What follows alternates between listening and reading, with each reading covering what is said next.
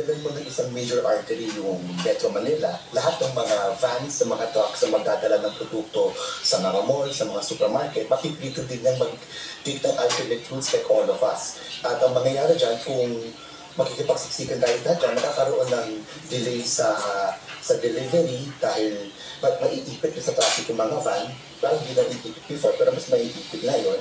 Magkakaroon ng increased costs in logistics dahil tataas yung presyo ng gas, yung pagpapabayad sa driver, tapos baka may mga penalty ka pang bayaran kung ma-miss mo yung delivery window ng supermarket o ng mall.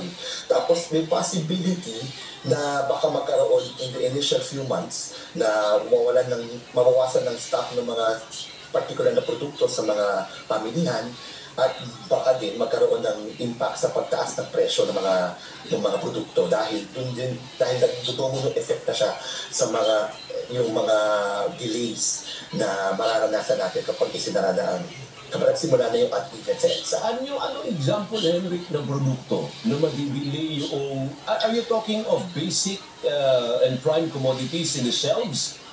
Yes, kasi sabihin natin yung mga manufacturers ng mga basic product, yung mga canned goods for example, hindi naman nadinadala yung mga produkto niyan sa container van.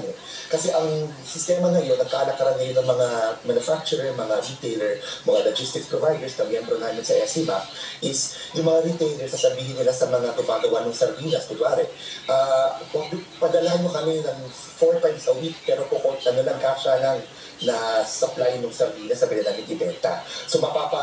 So, ang kagandahan sa amin, we are able to use smaller vans. Hindi na kami gumagamit ng mga malalaking truck para mag-deliver sa mga supermarket, sa iba't ibang branches niya. Pero, yung mga smaller vans na ito,